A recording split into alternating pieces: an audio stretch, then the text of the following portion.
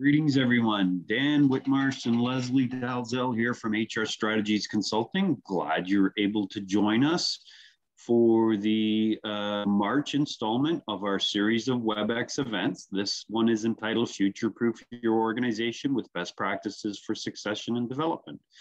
So let's get started. A little bit about HR strategies for those who are not familiar. We put the HR and IT, we are connecting people, processes, and performance. We will kind of not read through these slides, and you will get a copy of them when we're done, no worries there. But what we really do is help organization reimagine HR, and that comes through three strategic lenses. The first here on the left is really our strategic consulting team, of which my colleague Leslie is a proud leader and part of. And then in the middle is an HR IT team, of which I probably spend the majority of my time. And then on the third category to the right, we have an ongoing support team. So clients who are invested with UKG, SAP, or just looking for support on existing software platforms, workforce software, to name a few, we can help with all of those and continue to deliver certified consultants to you to help manage your processes moving forward. So there's a lot of opportunity, and it's really the synthesis of strategic consulting plus technology plus the support level that makes us a holistic operation. We've been doing this for over 20 years. We have a lot of years of experience combined on the teams, and we're very interested in helping you with whatever conversations around HR that you need to have. So with no further ado, again, my name is Dan Whitmarsh. I'm a solutions engineer at HR Strategies Consulting.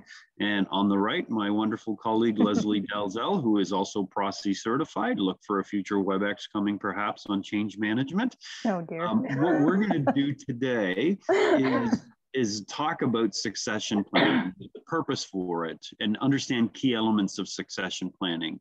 Where we are today, we've got three critical lenses that we're going to use, one from a leadership perspective, a second from an employee perspective, and then finally what HR needs to be doing to keep these perspectives in line and moving forward. Then we're going to talk about best practices and considerations with succession planning processes. Finally, we're going to show you an impact of SP and other talent management practices, and then give you some hands-on stuff. We have a short little Excel tool calculator that we can use that we will give you for joining us today. And during that exercise, we'll show you how you can help track and at least start the journey in understanding the magnitude of what succession planning can do with your employee populations. And then we'll talk about what comes after SP. And in there, we'll also give you a short demo of SuccessFactors succession planning and career development portal. So lots to cover. Let's get to it. Let's roll up our sleeves. Now, from a housekeeping perspective, there is a chat. I'm just going to type into the chat to all of us so that you see it come up on your screen. I just put in the word welcome, and you can respond here and ask questions if you'd like to. Leslie will man the chat line while I'm talking, and while Leslie's presenting, I'll do my best to interject there. So where I wanted to start today is about the SAP model, and it's a really useful model that we leverage for a lot of our consulting engagements. And it talks about connecting, supporting, and empowering employees through various talent management functions, nurturing, hiring, culture and belonging, pay, benefits. You can see the different aspects of the talent management practices and how they kind of layer into connecting them to what's happening, supporting them through what they're doing, and empowering them to be a future part of your organization. And from my perspective, really empowerment really is about learning and development today, and that's where we're going to focus our time. Now, we have a submodel to that, which is really the human capital management side of the business, where we talk about a global people platform, understanding through the mantra of listen, hear the candidate experience, hear the employee experience, hear the HR experience, and get that information through various parts of the human capital management suite, or as we like to call it, human experience management suite, and then drive activities forward. In a nutshell, what we're talking about, we've got this orange banner at the top, which is really the employee experience and employee portal. We do have Qualtrics licensed surveys. It's an SAP platform deeply embedded inside of the human capital suite. On the left in green, we have robust best of breed talent management practices that can be delivered standalone or in totality connected with a full suite of talent management practices that are tightly integrated. And on the right, we have core HR and payroll practices, and we wrap all this together with robust analytics, planning, foundation skills, award-winning SAP technology platforms, and then connect it to a network of over 350 extensions that you can plug and play off the shelf. So people who are developing apps and solutions on the marketplace have access just to work and partner with SAP and have their human capital management applications plugged directly in as an extension to the system. So lots to encompass, lots to cover. Let's talk about succession planning purpose. And I think, Leslie, this is the first transition to you. That's right. Thank you, Dan. Good overview as always. So let's talk about the purpose. So why do organizations need succession planning? Really, it's really about being forward thinking and future ready. That's really what I can't even say succession planning. Succession planning is about. It's a lot of S's and a lot of C's in there. So really, to help with succession planning, being forward thinking and future ready, organizations need to be able to evaluate capabilities. They need to be able to identify top talent. They need to look at individuals to see about transition readiness. So is someone that's in a individual contributor role ready to move up and or want to be in a manager role or manager role into a director role? And then you want to be able to look at how do you also develop your bench strength. So look at the people within your organization. Let's see what kind of skills and capabilities and competencies they have. And let's see where those people may fit within the organization and where they could grow to. The other piece too is to collect data. So data is big. It's big in every aspect of an organization, and HR and succession planning is not excluded from that. So the more data you have, the more readiness, the more able you're going to be ready to move your organization forward. And that's what it really is. It's about accelerating your business and accelerating your growth. Okay, awesome. So before we get into the how, let's look at where we are today.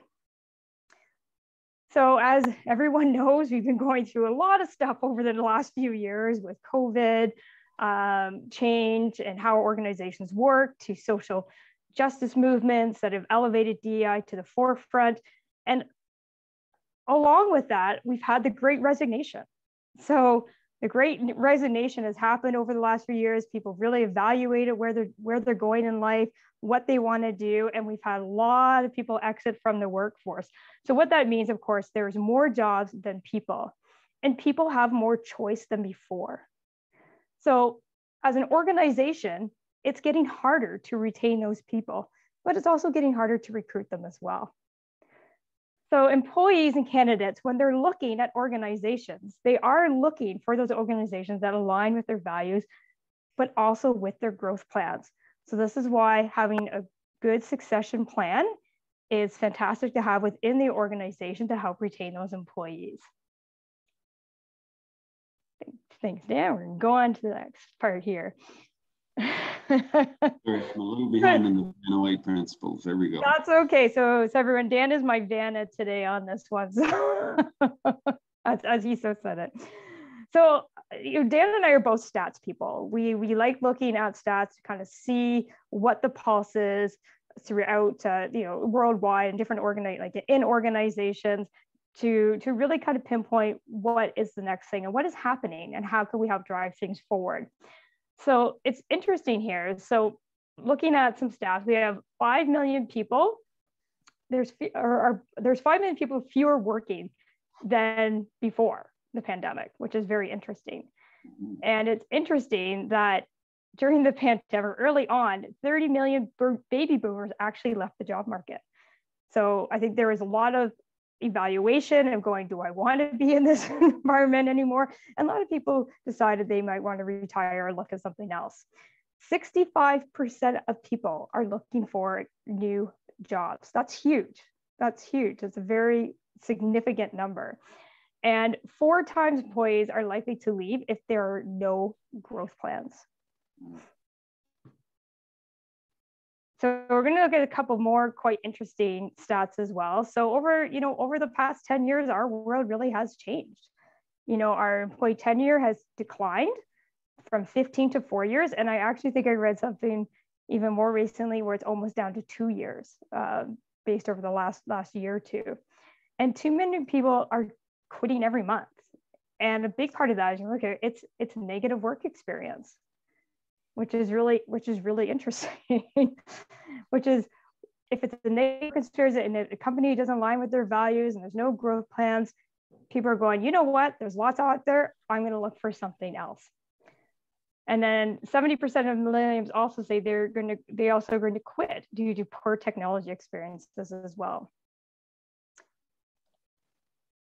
So, are you equipped? So think about your own business. Are you ready to address this? So most leaders don't feel equipped to respond, especially when they work the way we work, right? Our business strategy, et cetera, have changed overnight. In fact, some business leaders believe that they're delivering exceptional experience, but their employees disagree with that. Like look at this. You got 84% of leaders point to employees as being a top priority. And then here, but only 9% are actually addressing that. And that's not surprising. I've been doing HR for a long time, and it's always a priority to get these growth plans in. But for some reason, it always goes down to the lowest priority. It's one of the last things you actually tackle, where it actually should be one of the first things that we tackle. Hey, Leslie, quick question on the data that we've shared in these slides. Do you know, first and foremost, is this global data about people leaving the workforce, North American? I believe this is North American. Yeah. Okay, awesome. Yeah. Thank you. I believe we got it. Most of the data was Deloitte. There's a lot of the Deloitte stats. Very good. Okay, thank you. So why is this critical? So, there's lots of reasons why this is critical. So, you want to make, there's there's a lot of reasons why these are critical. So big or small organizations, you want to make sure that your organization has little to no knowledge loss. Like, that's huge. We don't want to have that knowledge loss between generations. When one leader steps down, another needs to be ready to step into the role. We want to allow businesses to continue to go smoothly. If not, we need to look external. So take a look at what is the external candidates look like. Take a look at your recruitment system, see if there's candidates that may fit. That can take a long time, and it also can cost a lot of money. So we want to make sure that we have those two things that are fitting together. All organizations can benefit from principles of identifying those crucial job skills and knowledge and relationships, and organizational practices, and pass them on to prepare for the next generation of workers. And so this is again quite important. It's all about, again, being future ready, like forward thinking and future ready. Okay. Yeah, and again, of course, we got to look at morale, retention, and all of that. That's obviously a big key piece here. And those specialized roles, that's pretty key as well. There's a lot of roles out there that get more specialized, that don't have as many people in it. So you either want to grow within or look outside. Ideally, grow within if you can. Right. Okay. So why doesn't it deliver expected value? So there's lots of reasons why this succession planning never really holds. So there's a resistance to change. There is a lack of support by people of influence. There's organizational silos. There's weakness in performance management. There's manager resistance. Lack of time. That's a big one. Like I said, it's been in HR for a long time. It's one thing that we always want to get to, but we don't seem to ever have enough time to do it. We reward the wrong behavior. So this would be someone that is delivering results, but not actually embodying the right competencies or values. Underestimating time you need to plan, and not having a contingency plan.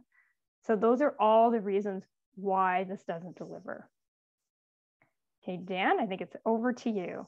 Awesome. Thanks, Leslie. Good insight. So what I have a rambunctious pup who's storming my office. Here we go. So we're looking at the conventional perspective of succession planning from three critical lenses here. And conventionally, we start with looking at the model of old people, thinking about younger people and the youngest people, and that is going to get you an F in the marketplace. That's not a successful model. What we really need to do here is look at the reality of succession planning. I can't even say that word, Leslie, from three different levels in the organization, because this really has to apply at all levels in the organization. Retirement's a major concern, knowledge transfer and retention, Leslie already pointed out. Title and compensation, sometimes just, a title or small adjustments in compensation can go a long way. It's not only comp that drives engagement, titles and pride can really play a role as well. And then we have to come up with common consensus among leaders on who's ready and how we define that, because there needs to be an honest investigation and it needs to be transparent on why this is important. So let's look at the first lens from the leadership perspective. And this is most commonly what we call the bench strength look. This is where leaders are coming into the organization and they're looking down across those critical roles that Leslie's outlined for us and saying, all right, so if one of our leaders was to be retired or hit by a bus or some tragedy or moved on, who's in place that has the correct skills and competencies to move them up into that position so that that person can be successful. Skills and competencies are the big foundation blocks here, but we're going to talk about more than that and what's needed. So it needs to be driven by performance management results. This is the transparent element. We just can't randomly pick things. We have to have defined, observable behaviors about what a level 3 on a competency or skill looks like versus what a level 4 looks like. And we all need to act in step with that. So we need to also understand the domino effect. If we're going to move Mr. Tan here into the blue role, is there anybody ready behind them? And is it going to leave vacancies elsewhere in the organization that could cause critical disruption to work? So, maybe we don't have those people inside. Can we connect to recruitment portals and be looking at talent pools of people we have in the pipeline to bring in as a fly-in if we need them to? Or do we have the right learning content to enable this last row to become the middle row who wants to eventually become the longest row or the top row, right? So you got to think about what it is that's going to change the needle on those skills and competencies, connect them with mentors who have the experience. So it's that learning element. Leslie's going to talk more about that ripple a ripple effect as we get through. But is it really connected to the role, the compensation, or to performance, or ideally both, right? We're driving merit-based performance on an overall competency rating and scale that's coming about as a result of performance management cycles. Or, do they work at individual goals? And if they achieve a certain percentage, it increases their variables. And ideally, again, it's both of those things. So that's what a leadership role or the succession side of career development succession planning looks like. It's looking down the organization. The flip side of that is the employee's perspective. I am the success story, right? So this is often just thought of as career development. What do I want to be when I grow up in the organization? Hey, if I wanted to be the production director in our organization at some point, do I know what the observable skills and level of competency on those skills is that I need to have? And then can I connect to learning or activities or achievements that are going to help me improve those capabilities? Is there coaching and feedback on my actions that tells me I'm heading in the right direction? And who can mentor me? So again, mentorship plays into both facets. And then, finally, and we're not doing this of an altruistic nature. I want to make sure that if I'm taking on all this extra initiative, is the compensation going to commensurately connect to that and make it worth my while? So that's the second lens. Third lens is the HR perspective, and I'm assuming that's the audience who's here with us today. So we got to talk to you about, how do you manage this? Because this is often discussed in multiple languages, commonly internal mobility or succession planning, career planning. It goes a lot of different ways. You have to ask yourself, has this been normalized as part of our culture? Is it normal for people to succeed, or does the organization just come in out of nowhere and appoint people? There has to be a cultural norm to make this. And have we defined the critical processes and the positions that are critical for us to be successful? And do we have manageable cross-boarding programs? So if we're going to move people from one part of the organization to others, it should be just like onboarding. We all know the value of a good onboarding program. It applies equally when you're cross-boarding people across the organization. And then is it done in a fair and transparent way so that we can evaluate role readiness and calibrate everybody at the same language so that there's no disgruntled people out there thinking they got looked over. It's clear why Leslie was the obvious pick for this next role. It's not, it's not a randomness that happens and people get upset about it, okay? So let's talk about where we start, because, there's a lot of things you're gonna do, but I've broken into kind of 3 categories, and I'm not sure where you are on your journey or continuum here. But if we start with younger and smaller organizations, it really has a difference in your maturity of where you are and what's going. So you really need to look at key talent management initiatives of learning, and you're trying to focus on cross-training for redundancy and protection from surprise departures. So you need to have learning opportunities. There needs to be teamwork, which helps with knowledge sharing and management, and there needs to be documentation of processes, okay? If you are a mid-sized or medium mature organization, you'll see different things in place. You're really starting to define the critical roles and identify levels and skills and competencies required for those roles. So again, learning is now in place, but then we need performance management to evaluate where people are on that continuum of 1 to 5 on a competency. We need to have rewards and recognition in place, so we're monitoring and promoting people for activities and accomplishments well done, and maybe time to consider some mentorship, whether formal or informal. As you become a larger organization or more mature, you need to start defining those roles, identifying skills, establishing bench strength charts, do career development paths, and have a role readiness program to assess and understand the domino of what's going to happen. So again, learning, PM, rewards and recognition, mentorship are in. Now we've got a layer in recruiting and a formal tracking of all of this process, which could be technology. And I'm going to do a demo of that shortly, of how we can use SAP to help with that. So those are the kind of 3 critical phases or perspectives that I like to apply when we're looking at it. The leadership perspective, succession, the employee perspective, career development, and then HR's role and what you can start doing, whether you're a medium, large, or small organization. Leslie? Oh, it's still me, isn't it? Yeah. Sorry, I recognize this slide. I made this slide. I know, I really like the purple squirrel. So, So common themes for all sizes and levels of maturity, understand the critical roles. Highly specialized positions are really important. Positions of influence are equal important. Positions who have a long cycle to get up to speed, or positions where experience is paramount and really how to deal with people, places, or processes. Those are all critical roles. So those are factors to figure in when you're looking for a critical role. And then you also have to understand your culture for change. Are you comfortable with change? Are you comfortable with learning new skills? Is it normal to do that? And is there psychological safety? Because people can't progress and develop in an organization where psychological safety is undermined by nefarious means from HR or senior leaders, right? So, there's lots to consider when we go through this. And now it's back to you, Leslie. Now it's back to me. No, it's all good. One thing I did want to kind of point out to what Dan was talking about in regards to mentorship is mentorship. I've worked in a lot of sort of startup and high growth companies, and sometimes for those specialized roles, that mentorship piece is not internal. So look at mentorship, you can look at it internal, but also look at external as well, and start developing your people that way as well. So I just wanted to make that one point about looking outside the organization for a mentorship program as well, or person. Okay, so common best practices. So obviously with anything, we need to have some best practices.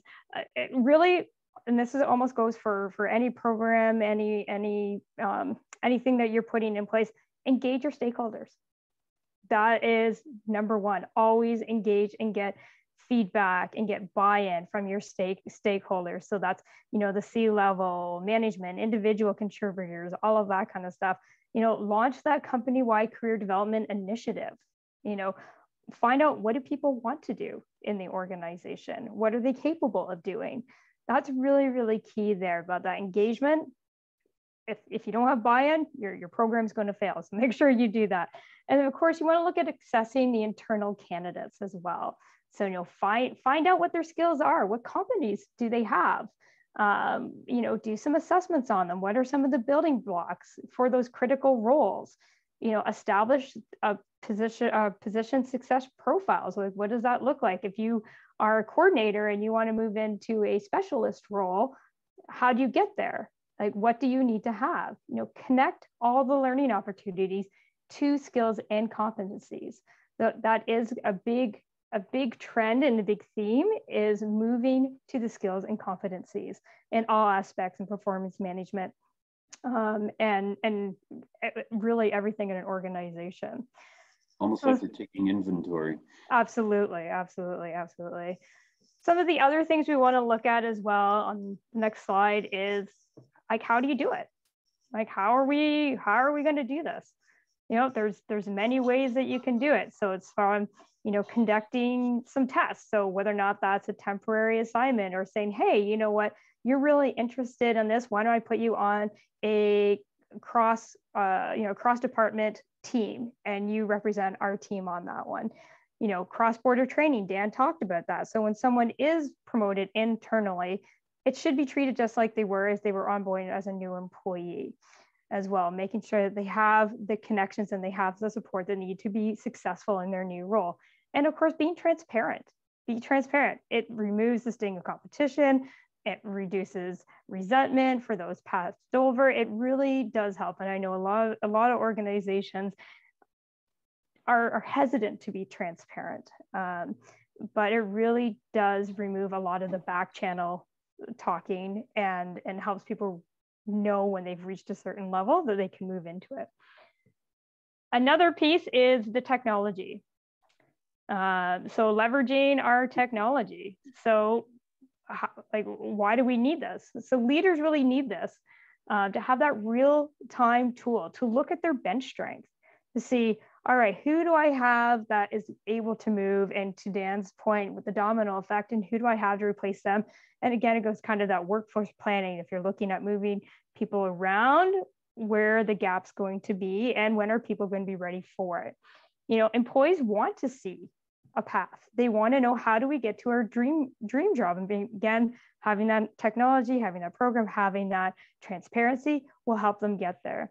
And HR, of course, we need to collect all that data. We need to measure the data to improve the process and look for those opportunities. So metrics, right? So metrics. So let's talk about metrics. When we talk about data, you got to get right into metrics. So metrics are very key, and there's lots of ways you can shake this out. There's like a million different metrics you can use. But, you know, if you look at stuff like turnover rates, you know, the cost per hire, retention rates, etc., this will help you get a pulse on your organization and help you with your future workforce planning and your succession planning.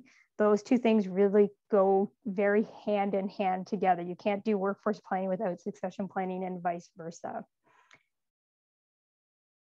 So let's talk about the ripple effect. I always love this visual here. I think it's so perfect. It took me hours to take that picture. Oh, did it? Yeah. We did an excellent job. So let's look at the ripple effect. Of course, succession planning is integrated with every aspect of the employee journey. So starting with recruitment, you know, can we rely solely on internal talent? Not always, right? Do we need to connect with external pipeline? Most likely, there's a little bit of both there.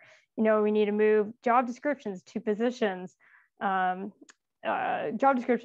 success profiles. I think that's actually quite key. And Dan, I know you could maybe talk to this a little bit further than I can, but yeah. The story I always like is the job description is a laundry list of everything you might need to do if you were in that position, whereas a position success profile defines what somebody does most often who's successful in that position. It's a very different look at the same thing, but one defines what a good person will be doing. The other says, yeah, you know, you might at some point have to run to the corner store and buy a bag of milk for the CEO, but just a crazy example.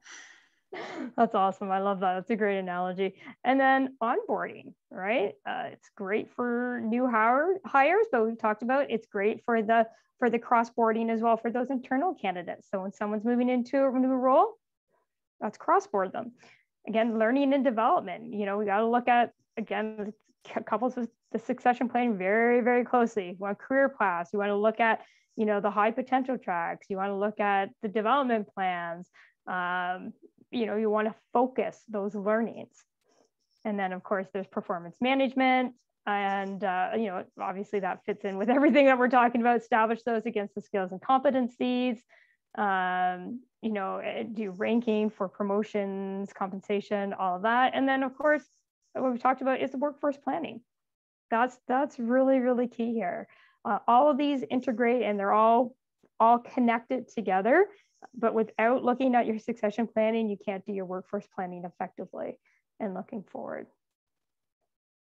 Okay, so searching for the Holy Grail.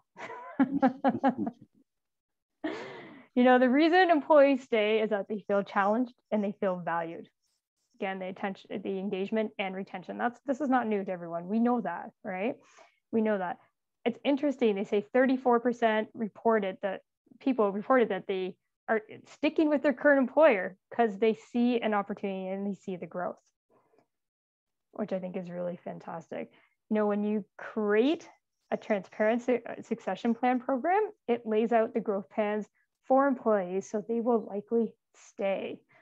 And and to do that, you want to align, make sure that you're aligning individual skills and competencies and results and making sure that it's evident, make sure it all fits together. Okay. And finally, we've kind of gone through this, but it's the recipe for success. We're just going to lay it back out for you. So succession planning requires, obviously, the process of knowledge transfer, the use of defined skills and competencies. We want to make sure we're measuring goals, performance cycles, everything, measure, measure, measure. Mentoring, we've talked about, very important. Look internal and for external mentors. Do that 360 role readiness assessment. You want to, you know, obviously encourage and have a culture of internal mobility. We want to communicate, obviously, and we also want to be transparent about why successors got the tap on the shoulder, saying, okay, you're the next one to move on. All right, Dan, I think this is over to you. Awesome. Thanks, Leslie. So what I'm going to do is jump over here and log into a demo instance as a persona named Jeff Hill. Jeff's a manager of a team in the organization. This is a full suite instance, but where I want to take you is kind of to the end point of what happens as a result of having good succession plans, career development plans. He's going to jump into a feature in the software called presentations. And what this is, it's a pre-populated template that the HR team has created for Jeff. First time I created one, it took me maybe, I don't know, 20 minutes, half an hour or so. But now I can spin them up in pretty fast cycles. Sorry, I wasn't logged in. Now I am. So I'm going to go to that presentations. And maybe Jeff gets called annually to the C-level suite, and he has to present for 20 minutes on his team. And he just comes to this feature in the system. He doesn't have to take data, compile reports, put it into PowerPoints. HR team doesn't have to work with it, check all those data is right. They just build a branded PowerPoint template and they upload it into the system. And then they say, all right, so how many slides do we want to add? Well, let's talk about, maybe it's our team and our agenda, right? And I'm just going to double click on this and it now puts it up on the screen in PowerPoint mode. And I'm talking about Jeff Hill and his team to my leadership. So here's my team. Here's Ance and Ben. Ben has 5 direct reports, 4 underneath him. So in total, I have 8 direct reports, 23 total on my team. And somebody said, well, who's Jada? What does she have? Oh, let's look at Jada. She's got Dorada, Gus, Janice, Lisa, and Tori. Hey, I've heard about this Tori character. Well, let's look a little more at Tori. We can see all kinds of information about him. This is connecting in real time to his development plan, his profile, his goal plan, all of the things. We can see if he's been nominated. In this case, he hasn't. And if we wanted to nominate him as a successor, I could start that process right from this PowerPoint presentation. Very unlikely we're going to get to that deep level, but the point is your manager is never without a shortage of data. He's starting to look at people. He's starting to view real-time information that's pulling from the system in real time. And when I'm done my presentation and Leslie comes up next, She logs in, she clicks on presentations, and it knows automatically who her team is, and it automatically feeds up this information into that pre-built template for her and for every other manager in the organization. It takes minutes to set the template up once, but the system understands org structure and hierarchy and populates all this information that we'll go through. So you can see here that there could be features like looking at our team, my direct reports laid out by performance versus potential. And I might look at Stephanie and decide I need to compare her to Jonathan and see why there's a difference.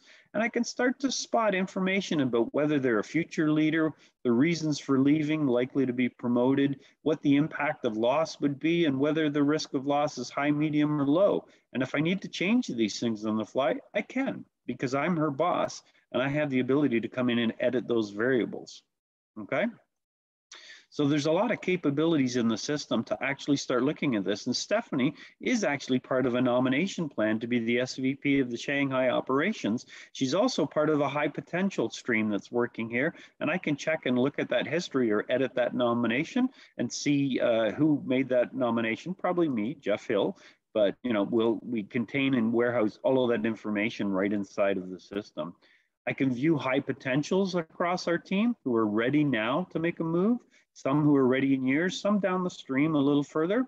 And then I can even tie in compensation information for my direct reports and see where their current pay is, what market pay comparisons are like, see their comp ratios, and see where their final salaries have landed. So anything we're collecting in the system can bubble up into these nice reports that gives us an opportunity. And here I've got them outlined, objectives versus competency for my team, and I can even see average compensation by gender, by department. And then, I've even got information about specifics. I wanted to talk about Jada. She's done a bang up job, and I can link through all of her information and details.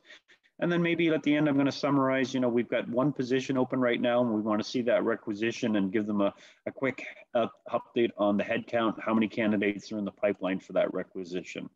And that, my friends, is a quick outline of the capability of reporting all of this career development and succession planning data in one unified spot. This is why technology underpins, as Leslie pointed out, the importance for doing all of these pieces, right?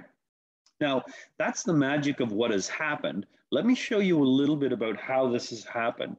So I'm still logged in as Jeff, and I'm going to go to my development plans here. So I'm just going to slide down the deck to development, and you'll see here that I've got three opportunities. I've got a career worksheet that I am working on, or I can see, if I want and have the privileges, Maya, who's my boss, my peers, and even my direct reports, what they're working on. So I could see what Stephanie's up to just by clicking on her name. And now this is Stephanie's worksheet. She doesn't have anything on the go. So we need to start a career plan and path for Stephanie. But let's look back to Jeff for a second. Jeff has a couple things on the go on his career worksheet. He's got a professional role. He's 73% ready. He's got an executive management position that he's really eyeing up. He'd love to be there. So if I click on that, you see it turns a different shade here, and it says, hey, to be in that role, here's the descriptions, the variables, the skills, the competencies we need to have in the skill education, even right down to interview questions, should we need to deploy this into a recruitment scenario, okay? But what it's telling me is for the competency of thinking globally, which is defined as thus, we're not guessing at what that means. We understand and define the competency. It's telling me that I need to be a 4.5 on a 5-point scale. The scales can be different types. It's up to you. But I'm only a 3 right now. So maybe I need to add some development goals. And ironically, I do have 2 goals underway right here, right? So I can actually start to add new goals and build out development goals, the measure of success, and connect them to the competencies. You'll see that thinking globally is already checked off on our massive list of competencies in this system. Yours would probably be a lot tighter and smaller. And we could build those goals out on the fly. And here's the goals. I can edit them and look at them, and I'll also see them on my goal page. But having a career worksheet that is going to get me new skills and plans to develop a critical competency is what this is all about, right? So the other thing, if we look at the development plan, you're going to see a couple facets here. There is a career development plan, which is, hey, these are things that I'm working on right now for me personally. And then maybe there is a high performance stream that I'm part of. I've also been nominated into that. And I can have critical experiences I'm defining in my 1 to 4 year range, 4 to 7. So this is a long-term plan of what I've got to do to be there. And we can add and manage goals and learning assignments connected to that high goal plan. And the last element on the development tab is really just to talk about mentoring.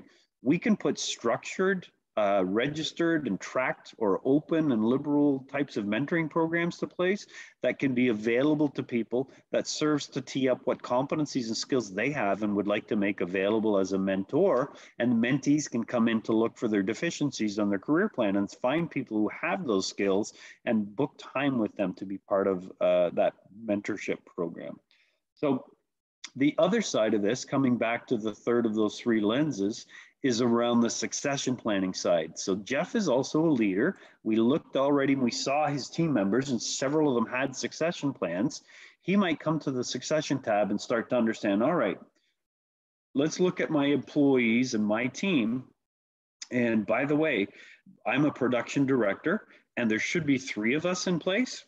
There's only 1 here. And I need to get somebody else up into this role soon. We're hiring for it, but it may not happen. So we need to have a backup plan and we need to start bringing people in. So from here, I can start to look at Jada and start to make assumptions about her skills and capabilities.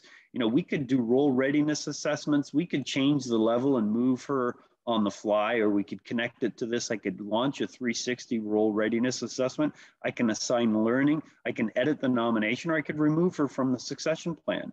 There are 4 people who are in the succession plan for this production director position. The incumbent is obviously me. This role is critical. We could mark it as not critical if we have that capability. We could even go to the top talent and have it automatically search through all of the employees who have skills and competencies with the system to see who has them and where they are. And I might look at adding some of these people or manage that top talent pool and adding them in here as a successor for this position, okay? Because I'm trying to bring people up into the organization to line up with the skills for this production director position. Now, that's one view of it, one way we can work through it. The other way is to look more from a position tile where we've defined all of those critical positions. And we might start looking at, oops, let me click through that. We might start looking through those critical positions and help ourselves or identify, you know, what that pool looks like. And we could start to do this. This would probably be more of an HR perspective where we're displaying, you know, critical roles inside of the organization. And we could look at the vice president of finance and start to see a plan from here. So this is more of an HR view instead of a leader looking at his own team view. And again, we have named successors, we have incumbents, we can flag these as key positions. We can move and manage the plan. We can delete, we can show nomination history. If we have the privileges in recruiting, we can even do requisitions and role detail reports from here, or we can even manage the executive pools that are connected to here because we can build talent pools and do searching across the organization by skills competencies, okay? Now, the fun one that I like is to do a lineage chart. So this is going to go back again to Jeff's view of that production director role. And we see that, you know, he's a high risk of loss because he is about to be promoted. So likely to be promoted. He's on the high post stream already. So we start thinking, well, we've got Jada who works for him, who has indicated she'd like to take that job. So has James. They're both, you know, equidistant apart. Faith is indicated, but she's a little farther down the line, and Stephanie's from a different part of the organization, just coming up and emerging. She doesn't have any successors. But let's think about moving James. Well, if we move James, Ben could come in soon and take James' position, or Lauren could. But if we look at Jada, she's got 2 successors, Patrick, who is ready now. So, you know, all things equal on a role readiness assessment, it would make sense for us as an organization to move Patrick or Jada forward because we could cascade Patrick up into that role and avoid a costly gap in our productivity by having an absent employee. Okay, so that's a little bit about the succession planning and career development modules. I think that's a record demo, 10 minutes. Is that about, Leslie? That was very impressive, yes. All right. So that just gives you a flavor for how we can leverage the HR perspective of deploying technology that's going to support the leadership perspective and the employee perspective at the same time, with a meaningful way to cascade information throughout the organization in a transparent, predictable, reliable, and objective way. Okay, so let's change gears in a totally different direction, because we want to give you a tool today, not this software, unfortunately. That is something we'd love to make available to you. But what we have built is a very simple little spreadsheet that you can use that's going to help you track information about your teams.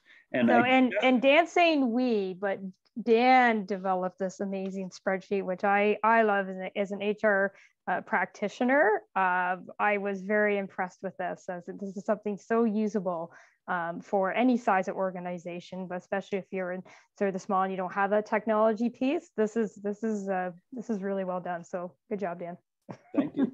So it's delivered to you as an Excel template, so you can save it and use it at multiple times and places. And it really, I'm going to talk about it at 3 levels. There's a basic level, an intermediate level, and then maybe even a more advanced level. But this is a diagnostic tool that you can take and within minutes start to get a pulse on what's happening in your organization and help you build a business case for why succession planning and career development is an essential part. Because I'm going to give you numbers that show up on a dashboard. So you'll start with a cover, gives you a little quick introduction. And when you're ready, you just click on the arrow, and then you populate in the date and the name of you, and you start putting down your employees, right? You list their names in yellow. The instructions at the top tell you that. And then once you've populated all that in, you hit the button, and it adds extra elements. So you can see it just jumping forward in these tabs here across the bottom. And what it says is just use your gut. And tell me when Stephanie is going to leave. Is she going to put, less than 3 months, within a year, 2 years, 5 years? You can change these dates if you want to. That's fine. It's still going to do the same calculations. And I need you to just make a gut hunch assessment about when you think your employees are going to leave. Okay? Once you've got that summarized, you click the arrow, and it's going to immediately give you a percent of employees that are turning over in a cumulative rate. So in this case, I've got 15% of my people I think are going to leave within 3 months. 23% are going to leave within 6 years. But actually, if I factor in both of these groups, the 3 months and the year, it's really 38% cumulative. Within 2 years, we're 15% for that particular column, but now we're at a 54% cumulation, right? 77% of the people on my team are going to leave within 5 years. And you'll start to get a quick visualization. Do this with the people that you work with.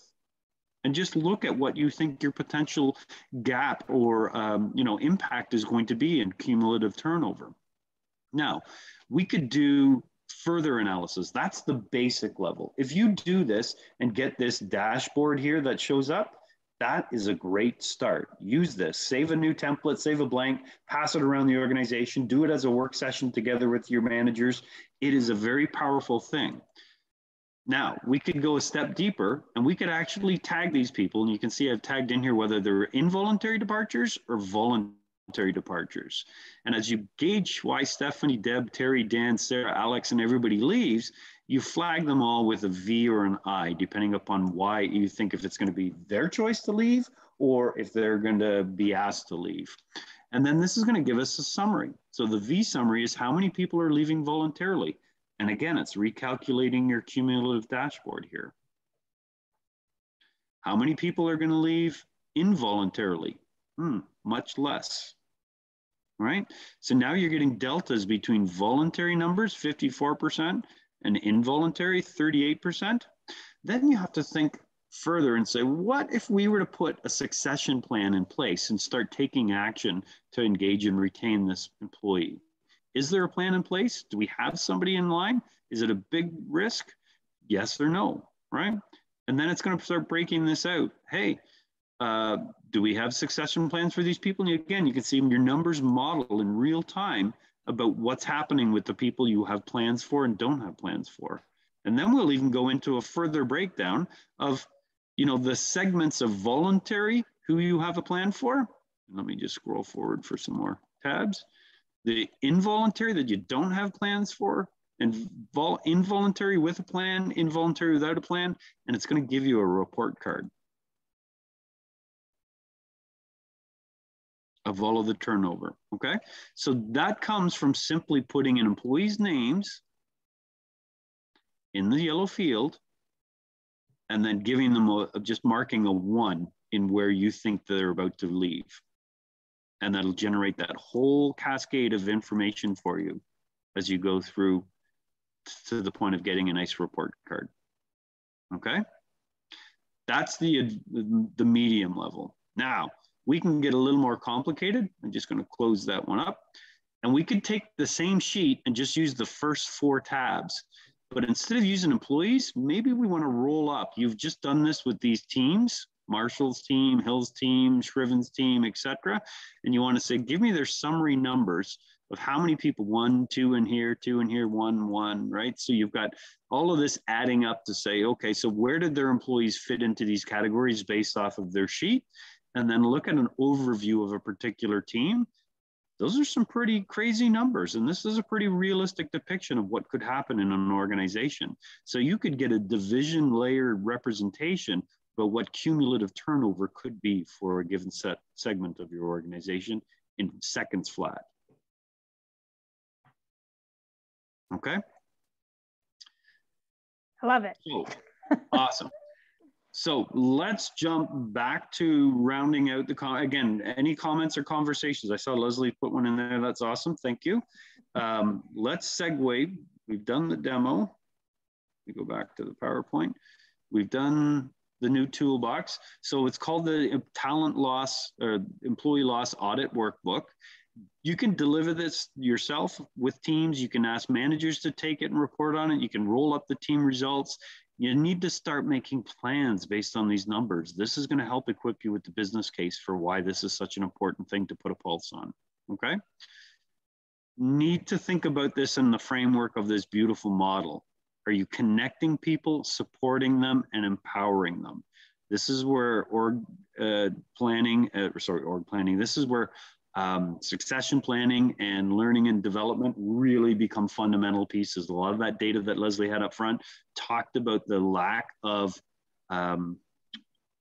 that feeling and just causing people to check it out or check out of an organization. So really, you know, Leslie, you know, what's your closing remarks or comments you'd like to add here?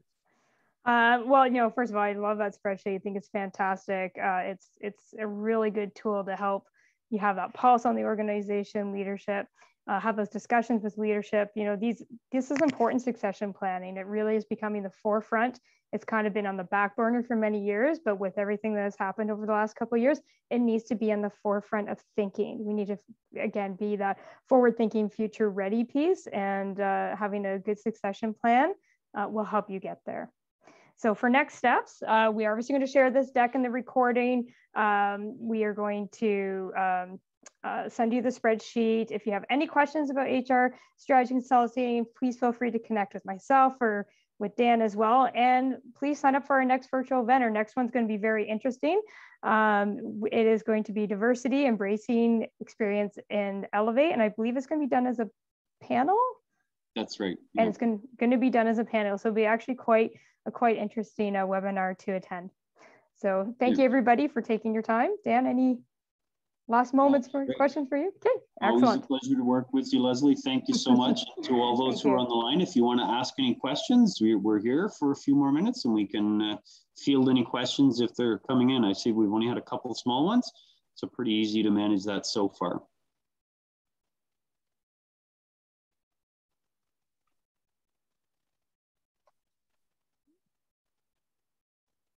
All right. I don't see any questions coming in. So again, you've got our information there. You know how to get in touch with us. If you need to, please do so. We'd love to talk with you and look forward to getting copies of this information as we wrap up. Okay, awesome. Thanks, Dan. Thanks, all. Have a great day. Thanks, everybody. Okay, bye.